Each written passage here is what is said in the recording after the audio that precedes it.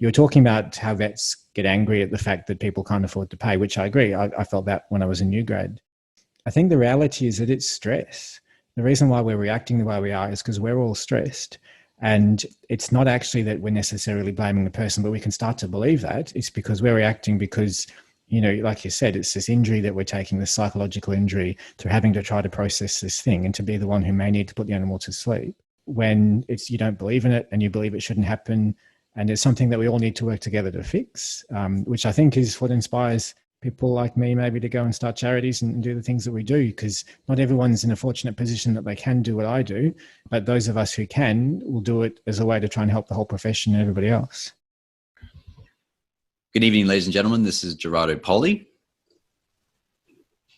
And this, sorry. Okay.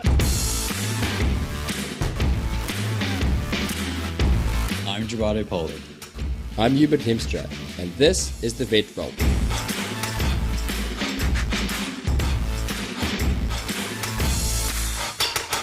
Before we start today's episode, I wanted to give a quick shout out to our very first 2 subscribers to the Vet Vault Clinical Podcast series, Shane McCarthy and Cody Krillman. If you are listening, you guys are legends. And yes, that is the Cody Krillman, the cow vet, one of our very first subscribers. Good on you, Cody, continuing on your learning journey. Now, here is a quick question for you. How many online courses have you subscribed to in the last year that you've never quite finished or maybe never quite started? Or if you're like me, you're feeling that you should be doing some ongoing learning because now that we have no more conferences, you feel you are falling behind and not staying up to date with what's best for your patients. But you just can't quite bring yourself to commit. I get it. You work hard, you have other interests, your time is precious, and sometimes the last thing you feel like doing is staring at yet another screen or textbook, especially staring at more vet stuff, which is why we're making the Vet Vault Clinical Podcasts. I wanted clinical content that I could listen to in my car, on the way to work, or on my run, or while trying to drown out the noise from my kids.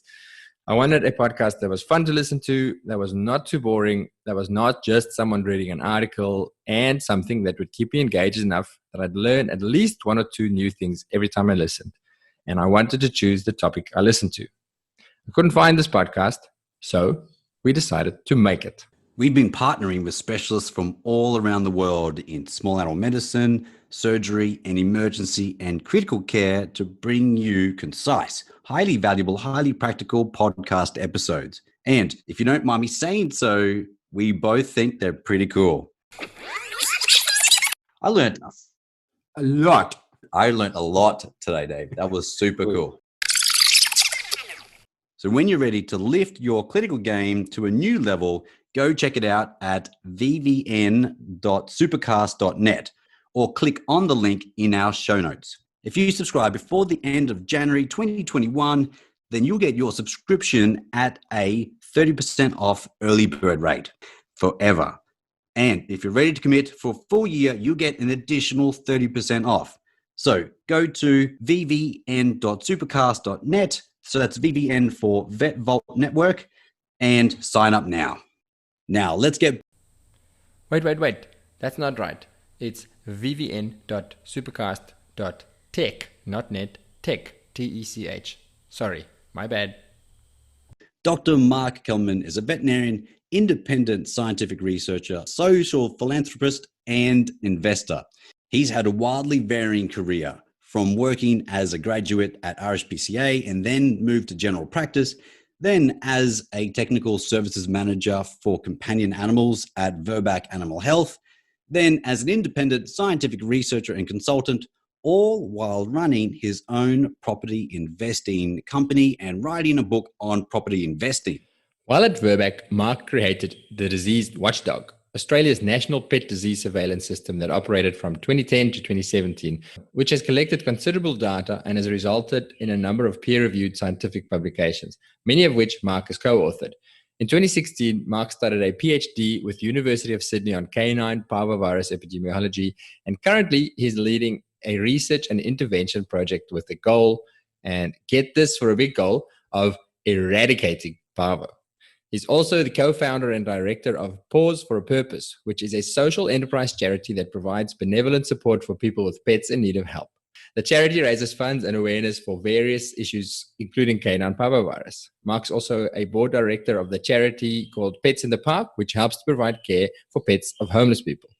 Our conversation with Mark meanders all over the veterinary profession. He tackles some of the big issues that we face, like trying to find a balance between our responsibility for the care of animals of owners who are unable to afford veterinary care with our need to earn a decent income, career diversification as a key for career longevity, and why he still loves working as a vet. Ultimately, it's a hopeful conversation about taking action, big dreams, and the small steps that get you to those dreams. Please enjoy Dr. Mark Kelman. Hello, Vet Vaulters, and welcome to a long-awaited next episode of the Vet Vault podcast. We are thrilled to have with us Dr. Mark Kelman. Mark, welcome to the podcast. Hello. Gerardo, hello, birthday boy. Oh, dude, how you going? Good, thank you. Mark, I've been meaning to ask you this, and I'll explain in a second, and I hope it's not bad news. How's the kitten? Yeah, sorry, it is bad news. Yeah, I know. Yeah. Had been looking after kitten. She didn't make it. Mum's doing really well. But yeah, unfortunately, as we know, you can't save them all. So yeah. So Mark, I caught up with Mark the other day, and Mark took a mum cat and a kitten home from work to try and nurse it better, but it had hydrocephalus. Am I right? Yeah, she also had radial aplasia. She had a few things going on, but she was a little fighter and had so much personality. And yeah, it wasn't meant to be. I'm sorry. We literally did everything and everything wasn't enough. So yeah. It is surprising how little brain animals can live with. I remember as Chihuahua came in that the owner said, every time we tap this thing in the middle of its forehead, it has a seizure. It was tapping its fontanelle. Yep. And I put the ultrasound probe and ultrasounded it's through the fontanelle into its like cranium. And there was like there's something about, oh gosh, I can't even explain it. It was like maybe filled up the fifth of the space of what was normally supposed to be there. It's just this tiny little acorn in the middle of this black sea. And I was just like, I can't believe this dog's alive. But and actually, it was a pretty intelligent version of a Chihuahua. Actually, it actually had quite a big brain. Yeah. Well, this kitten was the same. Had probably maybe 5 or 10% was brain tissue, and the rest was just fluid. But acted like a normal kitten, a bit wobbly, you know. But would lick her mum and run around and do all those kitten things. And yeah, but obviously it wasn't enough. So I want to take that straight into one of your activities, Mark. Clearly you care. There's obviously a deep level. I thought you were going to say trying to do the impossible. There's that as well. but you just immediately, anybody who takes on a responsibility like that obviously has a deep passion for what we do as veterinarians. And one of the things you do is the Pets in the Park. Which is a charity thing. Do you want to tell us a bit more about that? I know you were busy with that all of last week. Yeah, well, that's true. Yeah, so it was on the weekend. We had directors meetings. So yeah, I mean, I think a lot of vets know a bit about Pets in the Park. It's been going for, I think, close to 10 years now. But essentially, it's a charity that helps homeless people experiencing homelessness, to look after their pets. And so we've grown considerably over that time. And I joined just after it was sort of launched in Sydney. Initially, it was 2 pop-up clinics that were running, one in Parramatta and one in Darlinghurst near King's Cross, if anyone knows Sydney. And I mean, there's a lot of need everywhere across Australia, but Pets in the Park, we now have operations in Brisbane, Gold Coast. I'm going to miss some because there's so many. Caboolture, ACT, 2 in Tassie now. We just started another one in Tassie, one in Hobart, another one in Launceston's just started. What have I missed? Perth. There's more. It's crazy. Which is great. And the thing is, there's just so much need. And obviously a lot of work from everyone. It's completely volunteer driven. We have one CEO who gets paid and everybody else is a volunteer. And CEO does a crazy, amazing job. And so do all the volunteers and all the directors and everyone. So just everyone working together just to try and help people who are doing it tough. So, yeah. So what does it practically look like? Do you pull up somewhere? Have you got a building? Or is it an occasional thing where you go, okay, we're here, bring us your sick pets and we'll see what we can do? Or how does it practically? Yeah. So, I mean, the name Pets in the Park kind of gives you a bit of a hint. A lot of the time it's literally held in a park. Usually we try to find a location where there's also like a building as well, particularly for cats. But certainly in some areas they have tents because there's no actual facilities that are available. We obviously work closely with local council and a whole lot of other groups. We get referrals from service providers like the Red Cross, who help us verify that people need the services. They will give us a letter to say that people are experiencing homelessness and so they qualify for what we do. And literally we have tables and people bring their dogs and cats and sometimes rats, ferrets. I think they've even seen birds. Anything that we'd get in a normal vet clinic, people will come a long way just to get some support. And most of the time it's preventatives, but we do the full gambit of consults and things as well. So yeah, just everything we do is free, and it's just a way of helping people who would literally spend the last dollar they have on their pet. But by giving them the service, they can hopefully look after themselves and spend their money on, food. Whereas honestly, these people love their pets so much that they would spend all their money on just giving the pets the best food that they have, and they'd go without food. So we're just trying to help them out by helping them out with their pets. I didn't really realize until maybe I saw a brochure about Pets in a Pot several years ago, but didn't realize about the importance that these pets played with regards to the safety and mental health of homeless people. Of everyone. I mean, we know how important our pets are for us and just how attached we are to them, and just that bond and having someone to talk to who listens to you, sometimes bosses you around, but at the same time, just that connection. And yeah, people experiencing homelessness, often they find it harder to talk to people because they know that most people will judge them, which obviously once you learn that most people who are experiencing homelessness, they're normal people, often have very interesting lives, just happen to have a couple of things go wrong as to where they are. But yeah, that bond with a pet is so important. And, people who are in these circumstances, may be vulnerable to drugs and alcohol and those kind of things just because they use this kind of stuff to help them cope with the situation that they're in. But the number of people who say to us the reason why they won't do drugs and alcohol is because they have to look after their pet. It is crazy, and it's just so important. And society as a rule kind of says that people who don't have money shouldn't have pets. It's the other way around. Everyone needs to have a pet, and it's just about trying to help everybody out. Yeah, that's something that's a bugbear of mine. And it's a thorny issue for sure. We're jumping straight into the thorny issues on this one with this. But you often hear that say, I've heard it in vet clinics, literally vets or support staff saying, well, if people can't afford to care for their pets, they shouldn't have pets. And there were times when I wanted to agree with that. You're the vet, and you're faced with the situation now. Is this, you want to help it, you want to help, you studied to be a vet because you want to help, but this person comes in and they don't have money. And then there's often an anger towards them from the veterinary staff. And I've certainly felt that because now I'm being put in a situation that's awkward. I don't want to not help, but I also can't not charge, and it makes it very, very difficult. But that thing where people say, if you can't afford to have a pet, don't have one. It doesn't sit right with me. And it's a huge the older I get, the more I see exactly what you say. You see how much animals mean to people.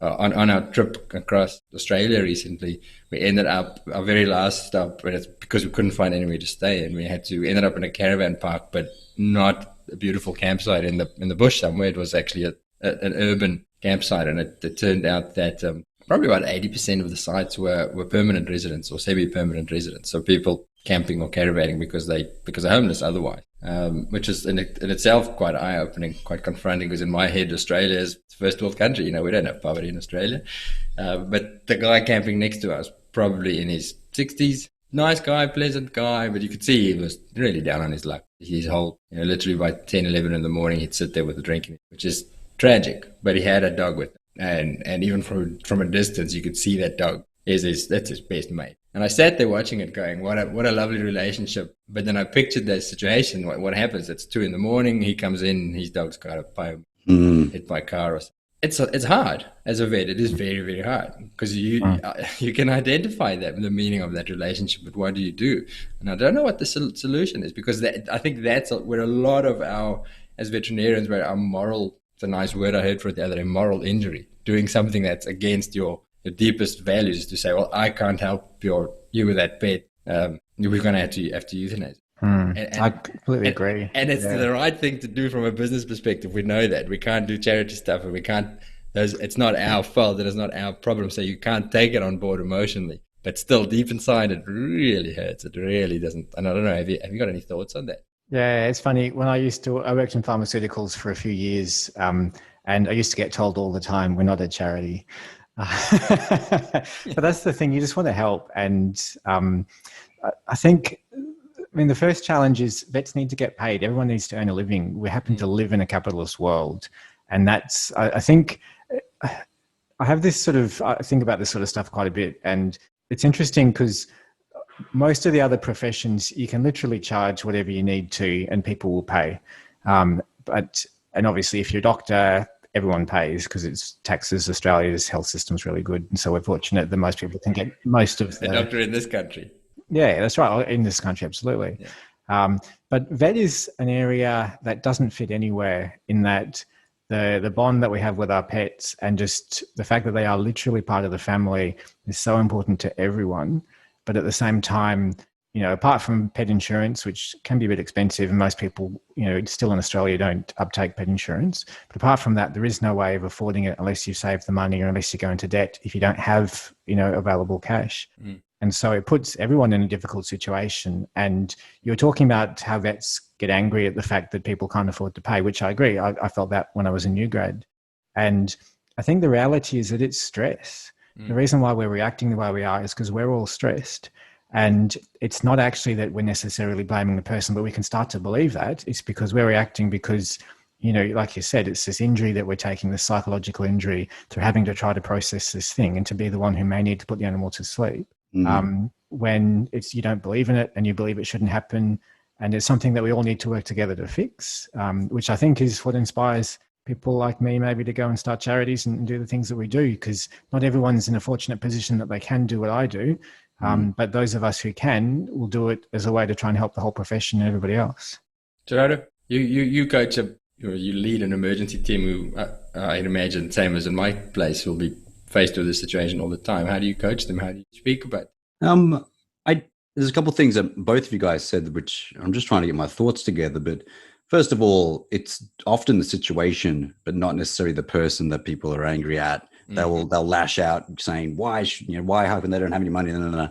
But then they would project that onto the person and make some story up in their head about why they're lazy and why they don't get a job or something like that. But then ultimately it's a situation you need to work through, because when you start personalizing the problem and then focusing it on someone, then you can't, it's really hard then to move forward and develop solutions if you really are kind of focusing on the person but not the issue.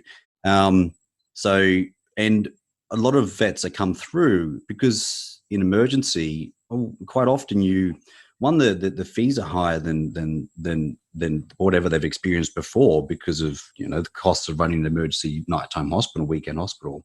But also, it's just this kind of like unexpectedness of the disease to occur, the dog getting hit by a car, dog to have a PIO or something, and the extra pressure that puts on the family who owns the pet, but then that is then projected upon the veterinarian. It's kind of like really just trying to separate it out. And quite often I talk to the vets and say, hey, look, just keep going back to the problem, try and work out a problem. What's the solution for the problem? And don't take it personally, because it's emotion and it's how it's coming out. We're lucky in a way because we work closely with Animal Welfare League, and they're a charity. They get donations, and they are able to offer veterinary services. They're not for free, but they're able to offer develop plans or treatment plans or something. But they work really hard with the resources they have to offer the care that pets require, and I really acknowledge them for that. And I'm assuming that there would be clinics like this around the place, but not all the way around the world.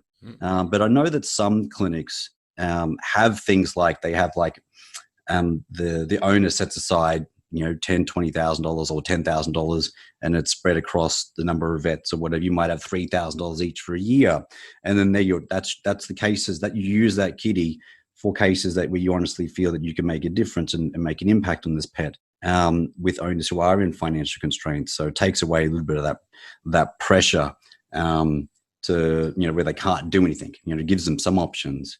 But it's a difficult situation, and I'm not. It's multifactorial, and and it's dependent on circumstances. And you know that, and also sometimes you get burned by the people who know how to rot the system, know how to play you, and they're the ones which really just make it hard for the people who really are struggling, for the people who really do need help.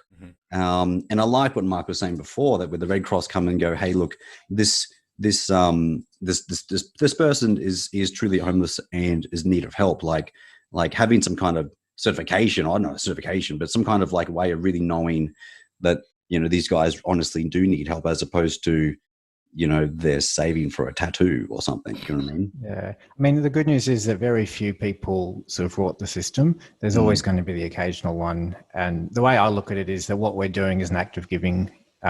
So you just need to give it, let it go. And if somebody rips you off, well, that's their thing to deal with. You know, it's something that you can't take it on board. Because if you start to think about that, you're never going to do anything charitable. The world's a terrible place out there. There's a lot of terrible things. You just got to focus on the good. And try to do that. And I was going to say, I mean, it's not just Red Cross. There's plenty of groups, Wayside Chapel. There's so many, I can't name them all, who give referrals to Pets in the Park. But there's a lot of charities out there who are willing to partner, I guess with vet clinics as well, probably, but certainly with organizations like Pets in the Park to help people, you know, to help the sort of service. And one thing worth mentioning, there's another charity which is called, they may have changed the name, but I think it's called the Pet Emergency Crisis Fund. They've been operating in Victoria for some time, but I'm pretty sure, I was talking to them recently, and they're looking to operate further abroad across Australia as well. And they help out in this exact circumstance you're talking about, Gerardo, that when people obviously are a bit struggling for money, and a crisis happens to their pet and need to get some money, they're available to help out. So there's charities out there. The problem is a lot of people just can't find them in time. But the more we know about it and the more these things keep growing, I think it'll make it easier for everyone in the profession as well. Pet Emergency Crisis Fund, was it? Yeah. I like that, Gerardo, that and I've heard this before, of clinics who have their own little fund. I think that's a good, because as you say, Mark, often accessing some of these, so again, running an emergency clinic, we'd often initiate treatment at 2 a.m. because you're not going to speak to anybody anywhere at 2 a.m. on the trust that we're going to find something, and then often it falls flat on access funds, and you know, they maybe have and then you're stuck with it. You're like, we've just paid for it.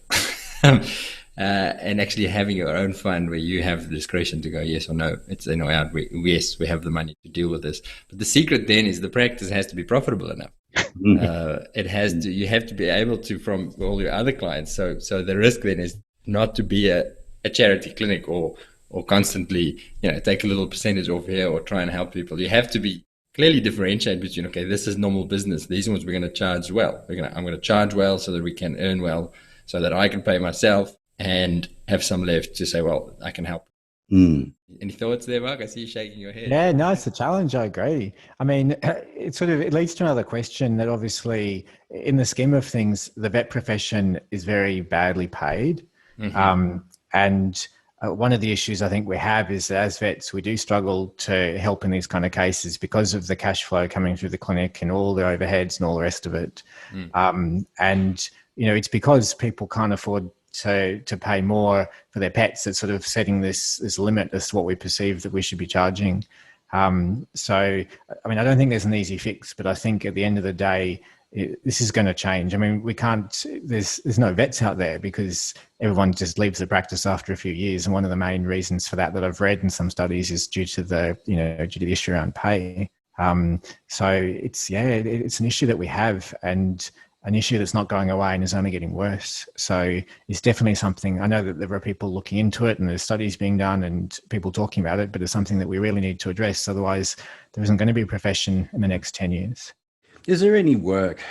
I know that actually I was just talking to a colleague of mine just today, and she listens to the podcast, so she would know I'm talking about it, but about like a pet Medicare, like if there's so much studies and research which demonstrates the positive impact of pets on human health and stress and well-being. Is there any discussions or movement there with regards to some kind of subsidized or part, I don't know, Medicare for pets or something?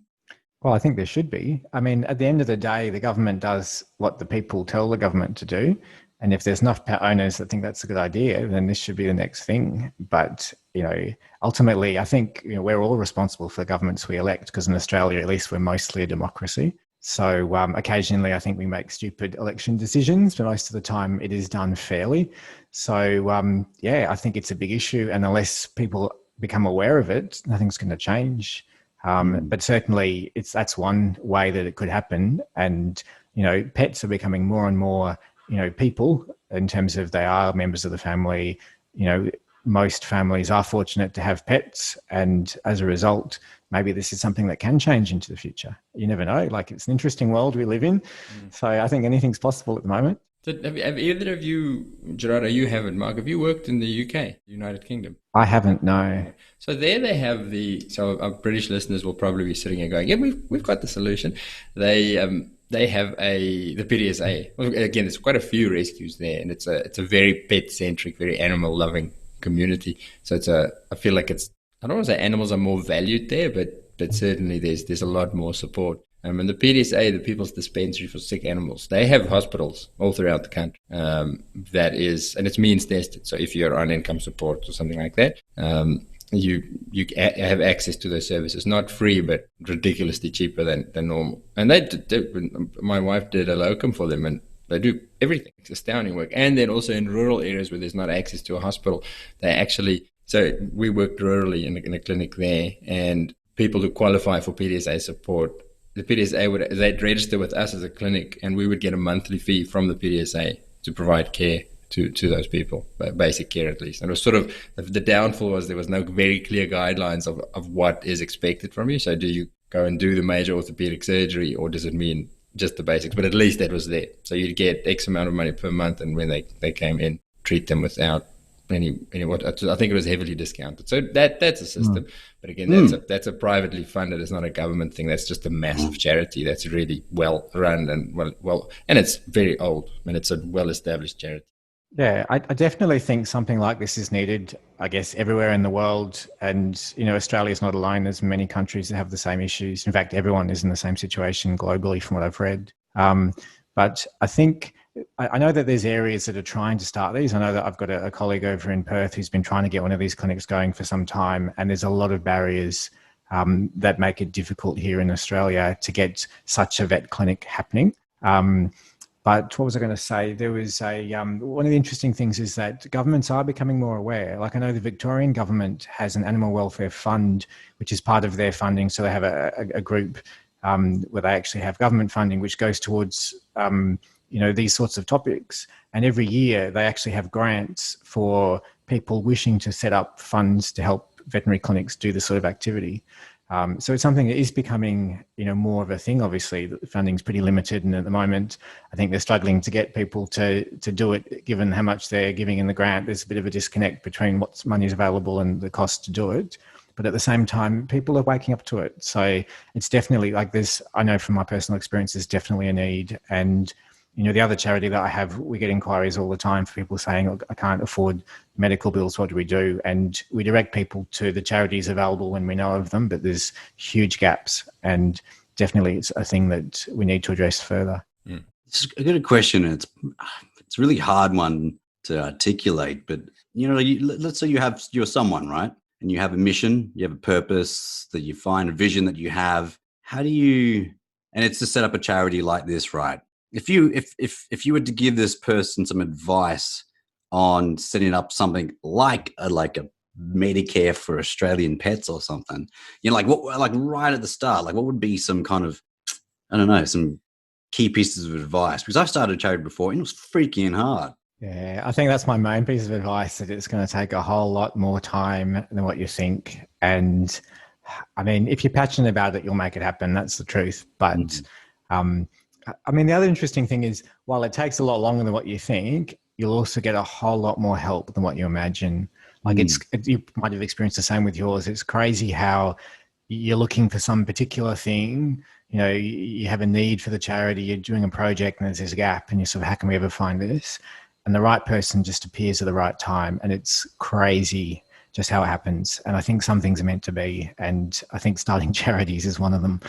And yeah, so the universe, or whatever you want to call it, will help you. And yeah, it's just, yeah, if there's something, and I mean, this is a philosophy, not just for starting charities, but for anything. If there's something you feel like you really need to do, the reality is no one's going to do it if you don't do it, and time's just going to pass. And I think sometimes, and starting a charity is an example where you see that there's this gap and you think, well, I can do that. The reality is you just got to get in there and get it started, and it'll happen, and it'll be a crazy journey. And you'll learn lots. But yeah, I don't think there's any trick to it. Like, I've been involved with a couple of charities over the years. In fact, my first ever job was working at the RSPCA in Sydney, which was amazing as a new grad. And it's funny, when I started there, I thought that it would be my one charity, that I do this one thing, and after that I could just be in practice and never have to worry about doing charity work again. And instead, it's been the other way around. Everything I've been doing has been sort of charity focused, just because I think sometimes it's just the way that things turn out. So yeah, absolutely. If it's something that you feel like you should do, you absolutely should just get in there. And there's also people, not only people that will give you the actual help, but there's people who are happy to give you advice, who've been there before. And I'm sure you, Gerardo, would be one of them. And certainly I'm available if anyone has any questions about this kind of stuff. I'm easy to find. So, yeah, there's so many people out there who just want to give you a hand. You've got to do the work, but at the same time, there's plenty of guidance available. I think what you said that was really important, and it would probably be my first piece of advice. Now that you said that, would be like if you put it out there, the universe conspires to make it happen, right? Like the quote you were saying, you just got to be loud and say it to as many people as possible and project it. And then somehow, like, if you're enthusiastic and energized enough, then people will start to follow. But you need to find just one person who believes in you, and then all of a sudden it's a 2 and a 3 and then so forth. But if you're like, I want to make this happen, but never going to tell anyone, nothing's ever going to happen. Yep. So you're talking about charities and what you're doing now. So what is it you're doing now? So, I've just finished a PhD on canine parvovirus. So canine parvoviral epidemiology. I don't know how many people are watching this who know me, but I've sort of been doing this for a bit, and I think a few people are following my journey there. But so I started this sort of particular thing. I think when I was at the RSPCA is when I saw my first Parvo cases, and that sort of really fired me up, because I saw literally these puppies dying from Parvo. And every year we'd see these same puppies coming in, and dying again, from the same situations, not vaccinated. And I just thought, this is crazy. This just keeps happening. And I worked at the RSPCA for 4 years. And after 4 years, I needed a break just from that environment. I talk about the RSPCA as being very bipolar. You have the high highs, but you have your lows as well. And as much as I loved working there, it was a good break for me to step away from, just being a shelter vet among the other vet work that I was doing, general practice and inspectorate and all the other things. But while I was there at the RS, like I said, it sort of cemented for me this thing that I really wanted to try and stop Parvo, or at least contribute to, all the work that's being done to stop Parvo around the world, and has been since Parvo came into existence back in the late 1970s, early 1980s. And so after a few different sort of bits and pieces along my career, I like I said, I worked in pharmaceuticals after working in general practice for 6 years. And then I left pharmaceuticals and sort of decided to take on this project to try and see what I could do to sort of piece together the puzzle to try and stop Parvo. And the first part was a lot of research I needed to do just in Australian epidemiology, which was a PhD. And there's a whole lot more research that I still need to do because I couldn't quite finish everything in 4 years. It's a bit of a big topic. But at the same time, I also started a charity at the same time, which is my other charity, which is Paws for a Purpose. And that charity's sort of goal is to help people who are in need with their pets. So it's a bit of more of an umbrella sort of goal than the Pets in the Park, which is specifically people experiencing homelessness. But having said that, the first project for Paws for a Purpose is a project to try and help stop Parvo across Australia. So that charity runs pop-up vaccination clinics and discounted vaccination projects through veterinary clinics, and a range of other things, including another disease surveillance system, which I've started. So when I worked in veterinary pharmaceuticals, I created Disease Watchdog, which was a national surveillance system that operated for companion animals from 2010 to 2017. But when I left pharmaceuticals, that project Eventually they stopped it. It wasn't being resourced without me to drive it. They were sort of 50-50 as to whether they were going to keep it going. And obviously the 50% that sort of said, no, look, it's probably easier just to let this go, because people weren't putting the cases through. It needed to have the drive that I was putting behind it. But it opened the opportunity to create a new Parvo surveillance system. And that's what I've been working on amongst all the other charity work and everything else. And that will hopefully launch next year. We're planning to launch it this year. Had all these bold plans, as I think most people across the world did, and everything kind of got put on hold because of COVID. But yeah, so between my Parvo research, the ongoing research, the disease surveillance, which is called Parvo Alert, which is the new system, and then we've got more work on the vaccination programs, which we're still working on as well. So all of that kind of keeps me busy in a couple of days in clinical practice, just because, you know what, got a bit of spare time. Sounds like you got heaps of time. I complain. Yeah. Mark, I want to go back to your time in the RSPCA. So just to get the timeline right, that was your first job. Was that out of uni straight into the RSPCA? Yeah, that's right. And that's where your passion for getting rid of Parvo was born. Is that right? Yeah, I saw a few Parvo cases. I worked as a student I come from Perth. So I went through Murdoch Uni, and I saw a few cases when I actually worked in a vet clinic, you know, as a grad, as a undergrad, you know, as a student. But it was really at the RSPCA where I sort of really got to meet Parvo, you know, full on, and just see how terrible it was. Was it a particular case or a particular day or something that, because a lot of vets see a lot of Parvo and we go, yeah, it's terrible, but you go to bed and you get up and you do it again. I'm interested in what cracked in you that went, enough's enough, I've got to do something about it. Yeah. So there was one day where there was a family came in, mum and her two little kids, a little girl and a little boy. And they had two puppies that they'd only had for a couple of weeks. And both puppies had Parvo. One of them was literally going to die probably within minutes or hours, and the other one wasn't far behind him. And saying to the little kids that the puppies weren't going to make it, that was just, it's one of those things that you never forget.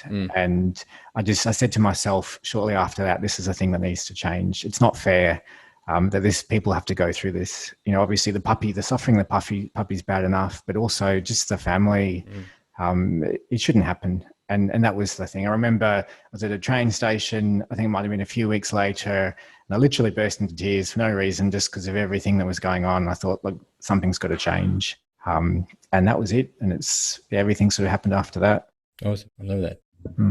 So, and you're on the right journey. You're happy that seminal moment was the right moment. It put you on the right path? Yeah, I've got more things to do as well. But definitely Parvo's a thing that, you know, we need to fix. And the reality is the vaccines work so well.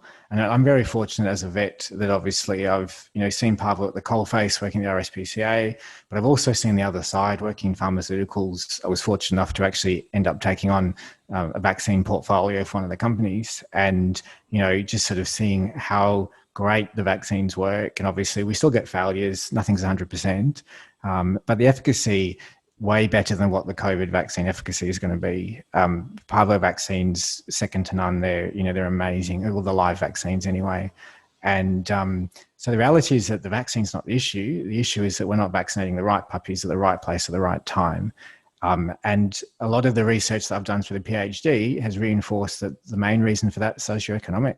And hence that's something that we can fix, because that's just a money problem, and, you know, money and accessibility. And I mean, the irony is that sometimes the social stuff's harder to fix, but at the end of the day, it's the thing that we can fix. We just got to find out how to. And that's what it's all about, is just piloting these programs, getting all of the infrastructure and technology in order. And literally once you find what works, we're just scaling it. And, you know, one of my goals is to see if in 2025, we can have 90% reduction of Parvo cases across Australia. And we see 20,000 cases of Parvo every year. That's something my research has found. So 20,000 cases of Parvo, 10,000 of them die every year in Australia alone. Any idea of global numbers, or is that too high? Yeah, I don't know. I've seen one paper sort of suggested 1 million in the US, but there's nothing to back it up. It's at least multiple hundreds of thousands across the world, possibly higher. So it's a lot. Yeah. I don't know. It's such a Yeah, I wouldn't even know where to start. I love the fact that actually, you go through a systematic approach towards it. And what you said there is just you trial something, see the efficacy, and then if it works, scale it. I was just thinking about how would I do it, and I was just like, go down this problem area streets and just with a cattle drench gun, but like those vaccinated guns, and go bang, bang, bang, and like and do every dog that I find. But then I think about it, it's like, but then sometimes you get these clients come in and then they're like, oh yeah, my last dog 6 months ago died of parvo, so I thought I'd get another puppy. And then it's like, oh, there's like an education issue just there. There is. Something should have happened there, or some kind of conversation should have been had to highlight the risks of that. But it's complicated. This is the thing, it's complicated. And until we get the disease out of the environment, it's going to keep happening. But the first thing we can do is vaccinate the puppies that we know that are at risk. And like you say, communication strategies are so important. And we're not going to do it overnight, but if we keep working on it, then we can get rid of it. And like we do see, like one of the hardest things, and it's funny, when I started the research project, you go into all these things going, yep, I've got a plan, it's going to be easy, we're going to go in. And Parvo hid from me for about a year to start with, which was crazy because, of course, it's a disease that is quite cyclical in terms of when it occurs. And we now know from some of the research that we've done over the last few years that it's not always happening at the same time each year. And we do think that there's weather factors. One of the things that we're able to publish was that there's recent rainfall within the last month or a dry period of 4 months are both significant risk factors for outbreaks of disease. And that's the nature of it. And so, sad story, we've been running these vaccination pilots in Rockhampton, which is one of the high-risk areas of Parvo in Queensland, not the highest, but certainly a high one within geographic proximity to where I live, which is why we started there. And we've been running some good programs. And then obviously at the end of, the first time we ran these, and then they had the bushfires and that got in the way, but we did some more programs and we managed to avert this outbreak, and hopefully we contributed to decrease in cases. It certainly looked that way. I haven't got enough stats to say that for sure, but certainly anecdotally it did seem to work. Following year, we did the same. It was the end of last year, getting into the beginning of this year, and we'd been running this discounted vaccination program. And then the plan was that we do the discounted vaccinations through the vet clinics because it's hard to get volunteer vets to do the pop-ups. Just, there's not enough vets in town. That's the reality. And like I said, accessibility and having vets in rural areas is a big factor in some of these issues as well. But we had the program was working. We weren't getting quite as much intake because of the vouchers, which we knew would happen. But the plan was that if an outbreak occurred, we'd obviously just scramble and do a pop-up. Everything was set to do that. And then COVID hit. And so we couldn't run a community vaccination program because of the risk of spreading COVID. And as a result, they had one of the worst outbreaks of Parvo in, I think it was 6 or 10 years in that area. And we had everything set up to try and stop it. But that's just the nature. It's cyclical, doesn't always occur when it's supposed to. That was February, usually happens in December. But the storm, the water was late coming. We don't know quite why it happens, but certainly both anecdotally, and we've got some data to show, we've had one study, like I said, that's shown that there's definitely a link. It's another area of research interest because I have a few theories as to why, but hopefully with the next data coming through, we can start to understand that part of the puzzle a bit better as well. Unlocking the pieces. It's so cool. So you were saying before, like you in RSPCA, then you went and you did pharmaceuticals, and you were there for, so how many years were you in pharmaceuticals? Yeah, 8 years in pharma. And then you transitioned back to practice. Like a lot of people, because I don't know, it's almost like going on maternity leave, mate, and having children for a few years, then going back into practice. How did... Except his babies were charities. How did you transition back into practice? Well, I gave birth to a PhD as well. So long, protracted, painful.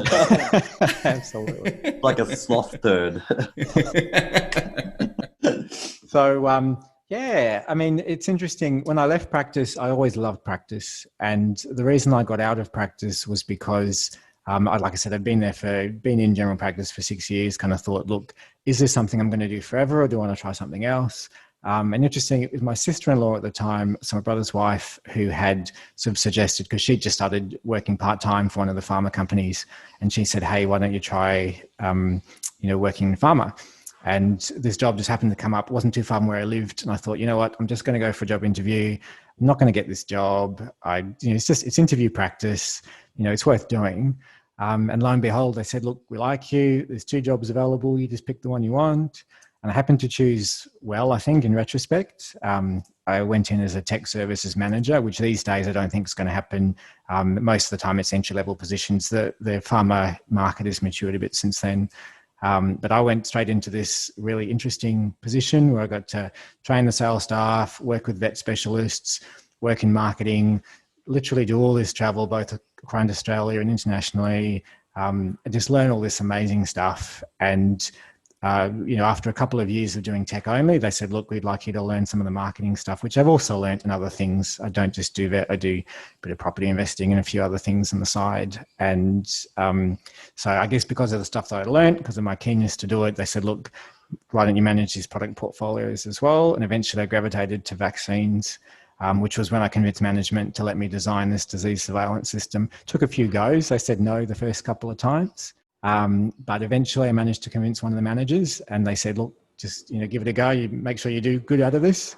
And the thing went really well. And we're very fortunate. Got some good sales that year as well, which obviously is important for the company. But so the whole time I was doing all of that, I missed being in practice. And I used to joke, I'd retire and go back to practice. And the reality is that one of the reasons I decided to do a couple of days clinical work was because of COVID. I couldn't be traveling. And my PhD was winding up, and I was just getting a bit stir crazy, sort of just literally being by myself in the house on the computer. Everything was virtual. The rest of the world kind of caught up to what I had to do because I was literally doing a remote PhD. It was with the University of Sydney. I was in Sunshine Coast.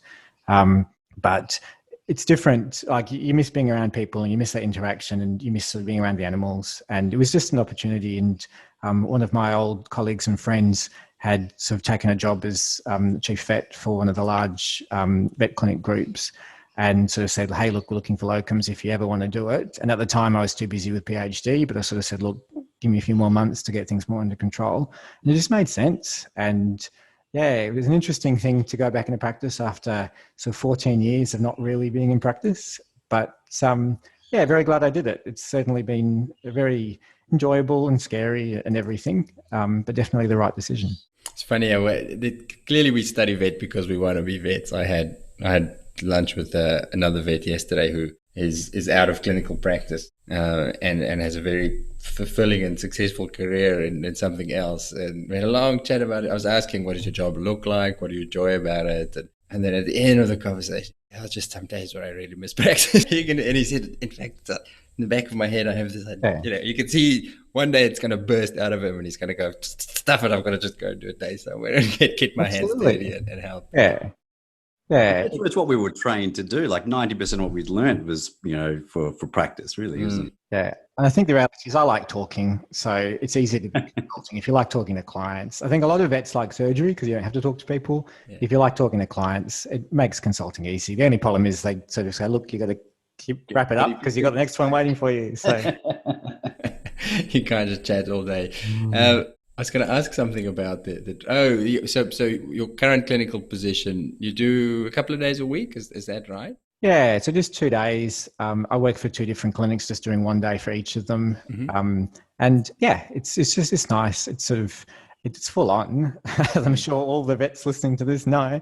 But it's just so busy. And I hear this from everyone that clinics are just overrun at the moment. And maybe partly because everyone's got more pets because of COVID. And I don't know whether all the animals from the rescues have moved into houses or something, or if the breeders have just been pumping them out because of this unmet need.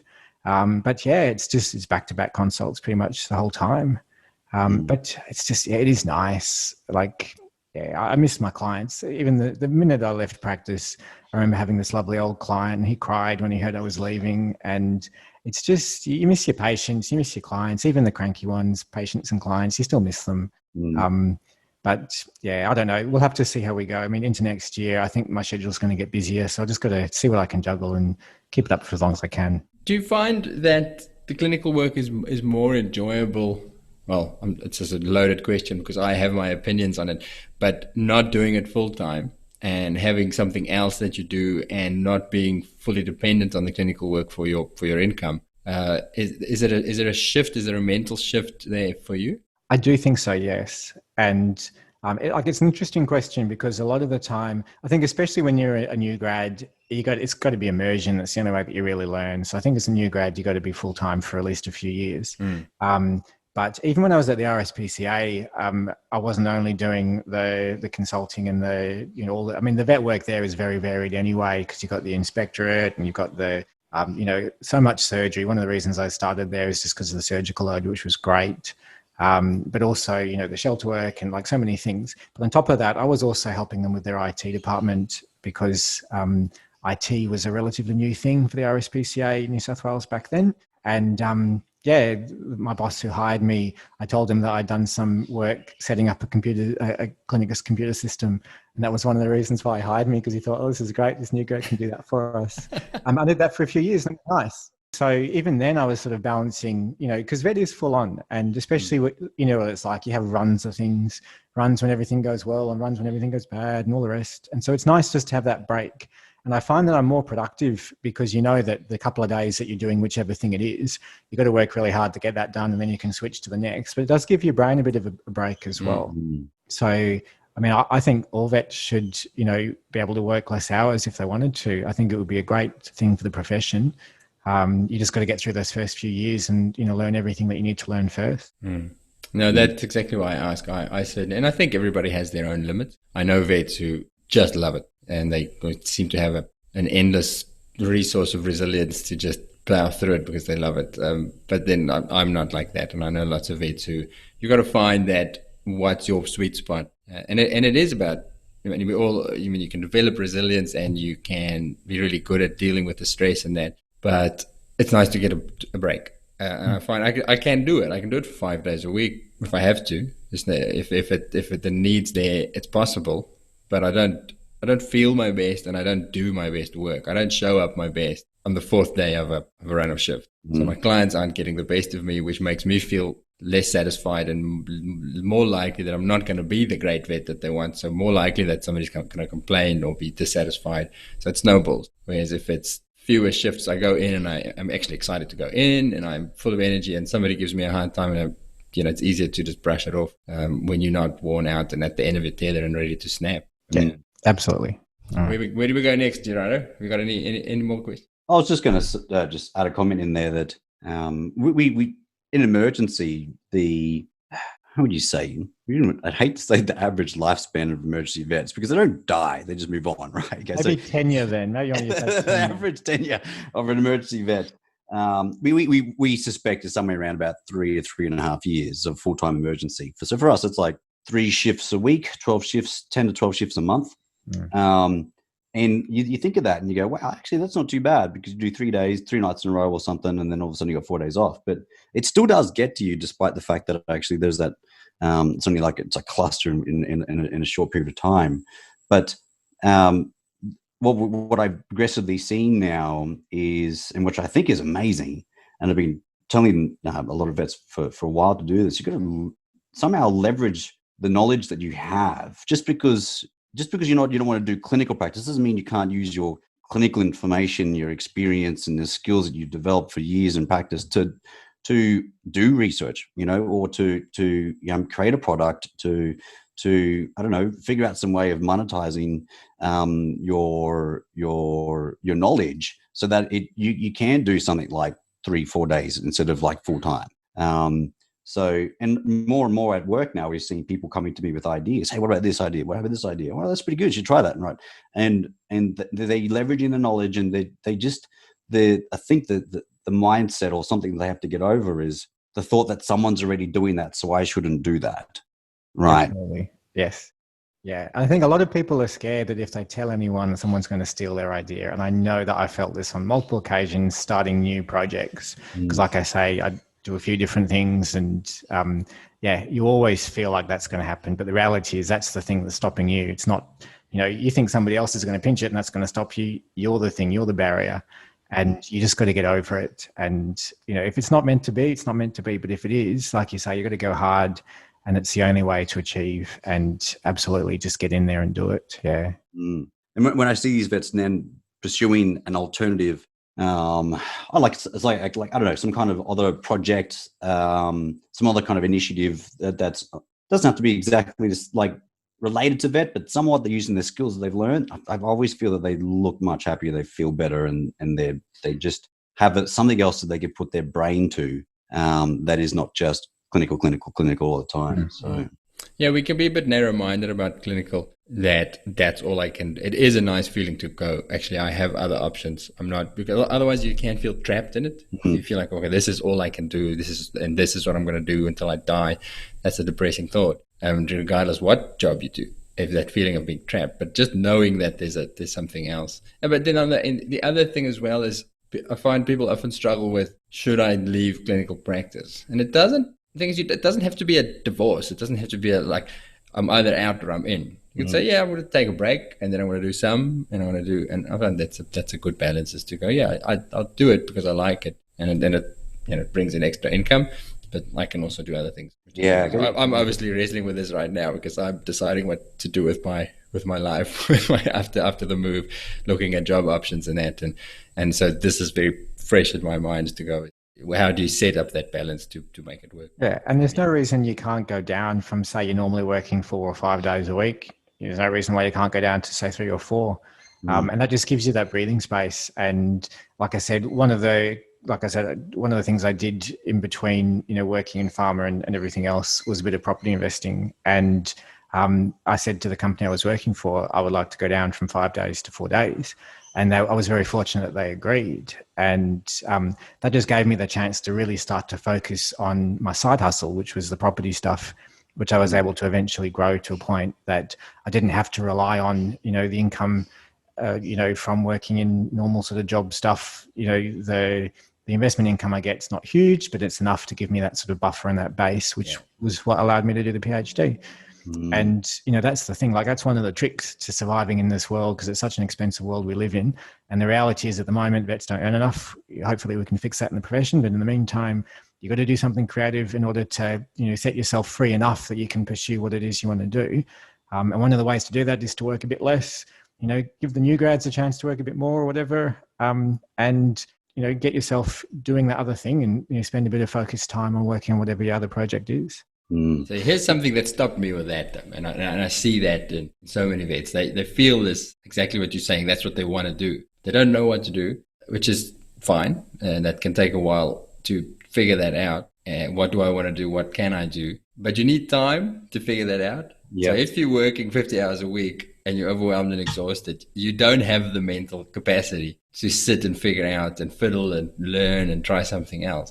So it almost has to be a step where you go, okay, cool, I'm going to take a pay cut. I'm going to drop a week a day. I'm going to earn less, readjust my expectations or my lifestyle, or hopefully not in a mortgage or something that you are that tight that if you drop a day, you're going to sink. And then just have the courage to say, I'm taking a day a week where I'm going to sit and think. I'm going to research, or I'm going to go volunteer somewhere, or try something. And probably the thing that you're going to try is not going to be the thing. Well, that's what I'm finding. I had ideas of what I'm going to do. But you start doing that, and then doors open and thought processes open. You go, okay, actually, I like that. I didn't like that as much as I thought. I think people have that stumbling block of saying, well, I need to know exactly what the other thing is, and I can't do it until I know exactly. And that was certainly for me, that was the blockage.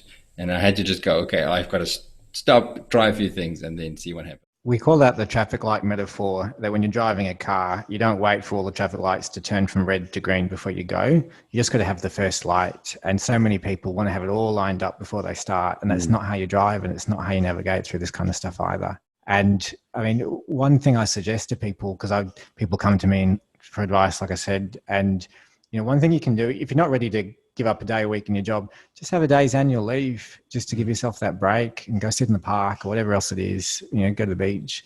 But it's easy to do. Like, you can find space when you say, you know what, I'm actually going to give this a try.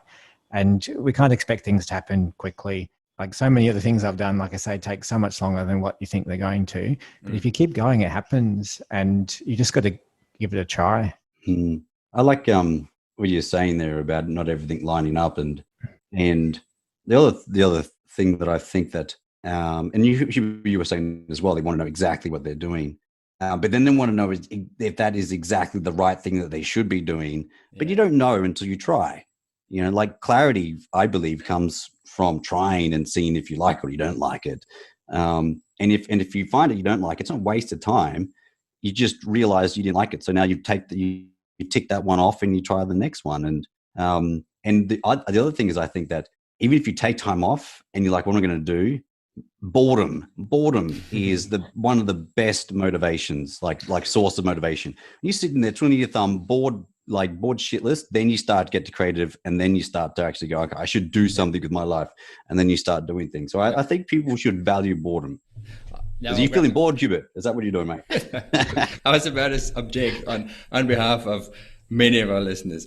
They're going to say, yeah, wait until you have kids and then there's no such thing as if I'm not at work, then I'm going to be doing something essential for home. But I think that's an important thing. And this is what I talked to my wife about a lot, because she also is trying to figure out next steps and what to do.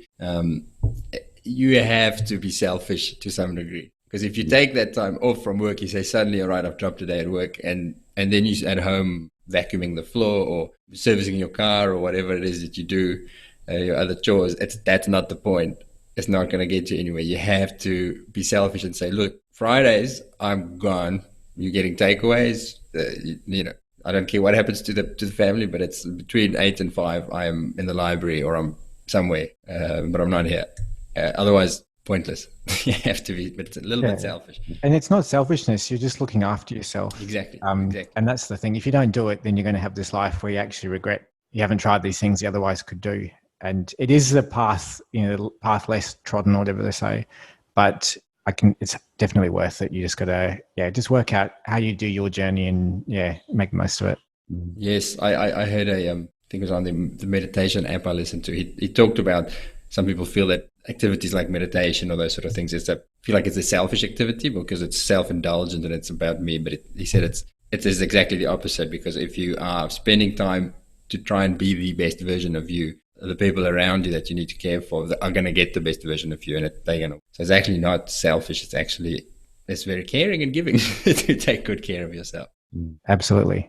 I think it's a very philosophical discussion. I love it. I thought we were going to talk about Parvo, and we're talking about life journeys here. We can still talk about Parvo. Do you get sick of talking about Parvo, Mark? No. I do just want to, it's probably time to start wrapping up, but you said something to me before about your goal with Parvo, which I really loved. I love there was a bit of poetry in what your goal is for Parvo and how that started to do with when Parvo started and all of that. Please share it with Gerardo and with him. Yeah, I mean, a lot of people don't realize that Parvo is actually a relatively new disease. Mm-hmm. So, like I said, when I say Parvo, I'm talking about canine parvo disease. But, feline panleukopenia, now called feline parvo, has been around for, 100 and something years. But canine parvo came into existence in the late 1970s, early 1980s. The first major pandemic in the world was 1980. And interestingly, when canine parvo first started, which was in 1978, that's also when I was born. So one of my philosophies is I'd like to outlive parvo. And I think it's possible. And I also think that there may be this thing where we both can't coexist together and one of us has to die, and, but the last case in that's right. That's 103 it. with the vaccine. That's it. Absolutely. Hold on, and see Mark on his deathbed going, "It's Parvo gone." That's right. yes, the last one is gone. We have it. I can finally rest. Yeah, but I mean that's the thing. I mean, why not set that for a goal? Because I love it. And the other thing is it brings to the reality that especially the younger vets, we just know a world that has Parvo. Whereas you speak to the vets that are a couple of generations older, and they tell you that, they were in vet school when it happened, or they just graduated, or they were in practice, and they tell stories of Parvo, hitting and literally all of these dogs dying. There was a survey in 1980. They had 60,000 cases of Parvo that were reported on the survey. The death rate was 20,000 cases, I think 10 or 20,000 cases in 1980. And literally people would be queuing around the block. There was like a queue of dogs around the block to get the cat vaccination because there was no dog vaccination available.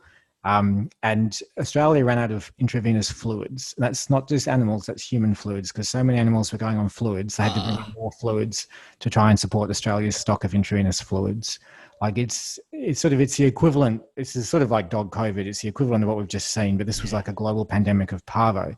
And for us, it's just normal. We just think, oh, yeah, it's this disease that people that can't afford to vaccinate get, whatever. It's like, no, this didn't used to exist. This is a thing that we can get rid of. We just got to figure out how. And hence, that's why the research is important. And that's why we've got to start these programs and do all this stuff. Because, we could live in a world with no parvo. And if we don't get rid of this disease, there'll be another one just around the corner that's ready to come anyway. So we've got to focus on this while we have the time. I could not imagine how bad those hospitals back then would have smelled. Oh, just one case is bad enough. You could smell that. Like 10 cases in a hospital. Gosh. Yeah, well, we when I studied in South Africa, the uni is semi-rural, and it's in a fairly socioeconomically mixed area. So we had, in Parvo season, certainly when I was on outpatients, we had a Parvo ward that had about 30 cages in it. And that, over times when you're in there, and the horrific thing about outpatients, you'd work on outies, and then you had your 2 days in Parvo ward. And because of isolation, they would just, you and a nurse, you're on Parvo for 2 days. Nobody else is coming in. You're not coming out. And you would and we had 15, 20 Parvo puppies at a trot. It's very good practice for getting IV catheters in. You're a friggin' sledge student, and it's you and that nurse. Nobody's coming to help you. That little Yorkshire Terrier puppy that has 0 blood pressure needs to get fluids. If you don't make it happen, it's not going to happen. No. But yeah, so I had a fairly rough introduction to Parvo. But the difference, and that's what I love about your attitude, Mark, is I had that. And as you say, to me, that's just normal. You go, in fact, in Australia, I go, oh, it's heaps better. We don't see a fraction of the Parvo where we were in Perth. So I feel like it's good here.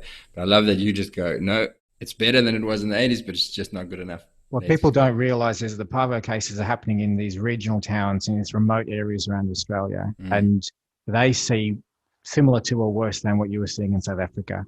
Some areas report hundreds of cases every year of Parvo, which is crazy. I mean, it's just one of those things that, like I said, just the death and suffering that we see in these isolated cases. Imagine back in 1980 what the vets would have been encountering. You're used to saving all your animals. And I have vets tell me this, that they have an outbreak of Parvo where they're not in the area where they normally see Parvo. And I've had vets on the phone crying to me, and male vets, just saying, I can't believe that I've lost all of these litters of puppies, and they're not young dogs. These might be 4 months old, a litter of puppies, all coming in with Parvo. And it's like, we're not used to losing cases, especially young, healthy puppies. They're literally 24 hours later, they just die. And that's the thing. It's horrific. And, we can change this. We just got to figure out how. Yeah, I love it. I love your passion for it. Should we wrap it up? Is there anything, Mark, that we're missing? Anything that you obviously feel? I was about to say anything else you feel passionate about. You feel passionate about many things. Don't get me started. Is there anything that we've missed out on that you'd like to get out there?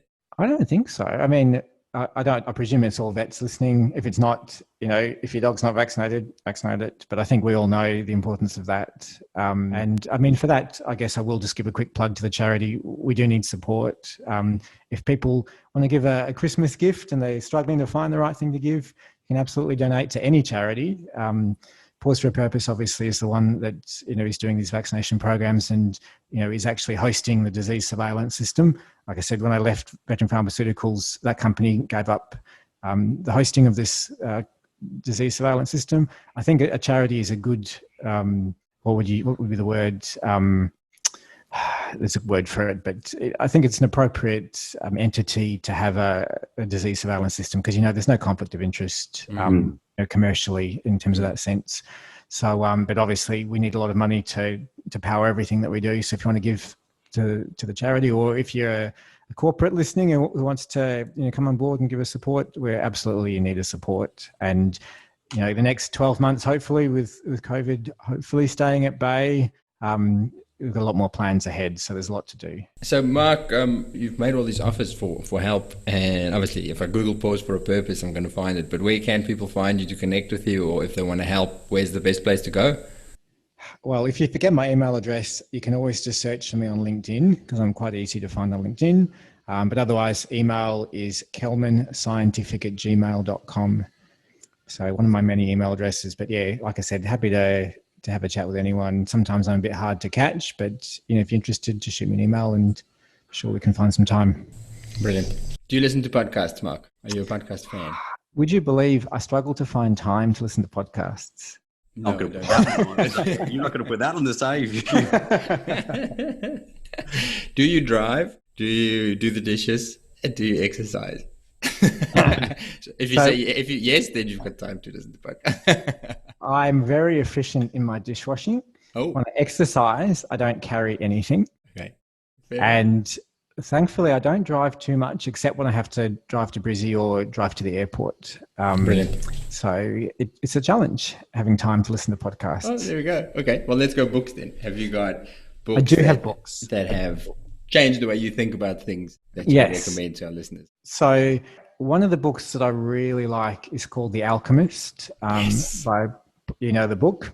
I've read it a few times. I finished it again last week. So when you were talking about your journey and the universe conspiring to help you, it resonated strong. Sorry, it's such an interesting book. No, but it's such a good book. And yeah, I mean, it's a little bit new age or whatever, but at the same time, I love it. And I'm probably due to read it again. But yeah, certainly on multiple journeys I've been embarking on, I've sort of thought back to that many times. And some of my highly successful mentors have also read it as well. These people who are multimillionaires and all that sort of stuff. So if you're looking for a book to read or a Christmas present or whatever, The Alchemist definitely it's probably my number one.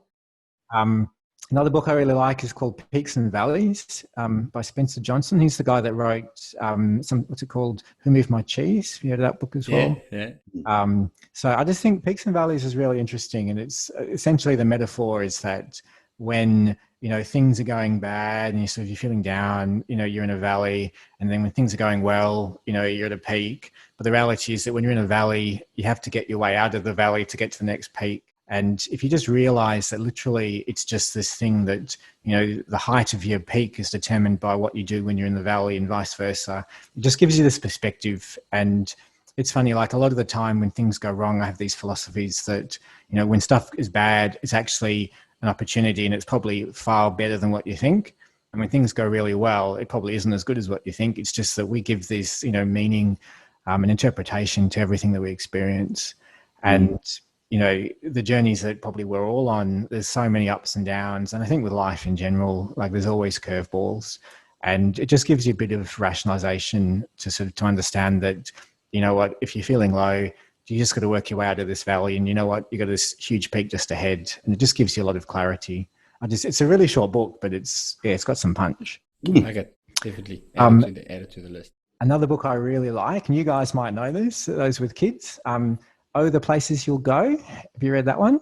I think I have. That's a Dr. Seuss one, is it? Dr. Seuss, yeah. I think it was. Yeah, okay. Tell us about it. They'll remember. Well, again, it's a book about the journey, and obviously it's Dr. Seuss and it rhymes, but it's just, it takes you through all the stuff that you're going to expect in his Dr. Seuss way. And it's a great book for kids, but it's a great book for adults as well. And I've read this to people in seminars that I was giving before, and I give it to all my friends who have kids and all that stuff. It's just a really good book. So if you have kids, kids of any age, I think are going to enjoy it, especially the younger ones because of the rhyming and the pictures and whatnot. But even adults, like I said, it's a good book for everyone. Have you got a favorite line from it that you can think of or not? I wish I did. You should have sent me that before. Should have worded me up.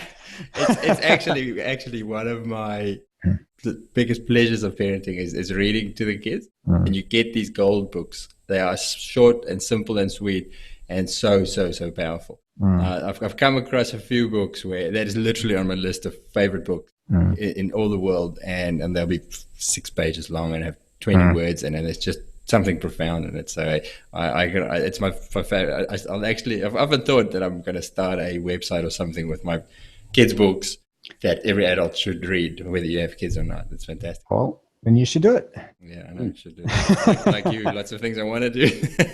Okay, there we go. So Mark, you're at an online conference. It's still 2020, so there's no people involved. And all the new graduate veterinarians of the world are tuned in, and they want one little bit of advice from you. You've got a couple of minutes. What do you tell them?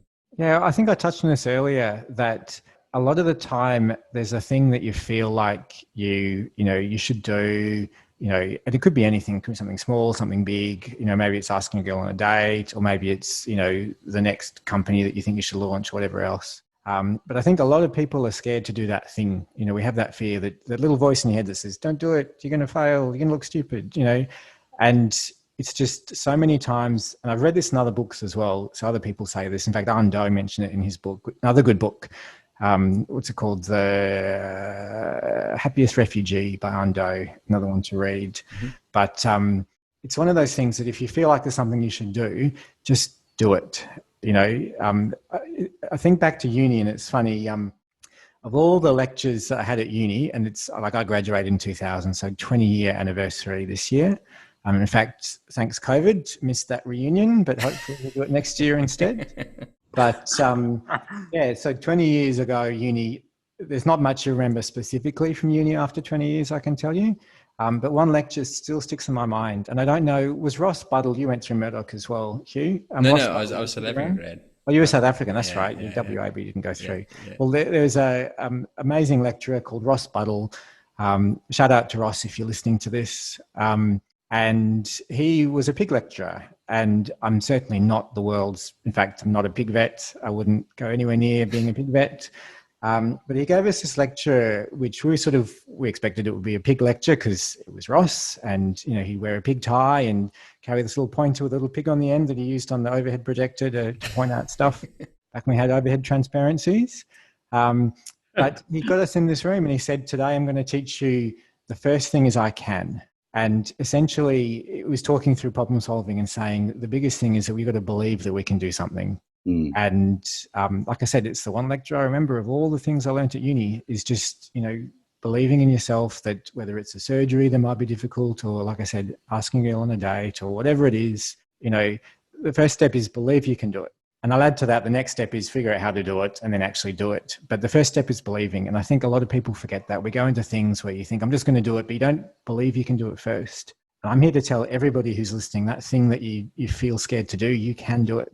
And when you do that, this new world opens up. It's this crazy thing that, you know, you just take that step of faith and you know what, maybe you will fail, but it doesn't matter. At least you tried. But if you do try and you do succeed, even that small thing, you'd just be surprised about just how the world changes to this whole new world that was just waiting for you to take that little small, tiny leap of faith. And that's my message, that when you feel like you're in that situation, because I guarantee it's going to happen, just do that thing. And you know, maybe then find me on LinkedIn and shoot me an email and tell me that you did or whatever. And if you need advice about stuff, like I said, I'm easy to find. So shoot me an email and, you know, ask me about things. But yeah, we're all crazy, amazing, intelligent people.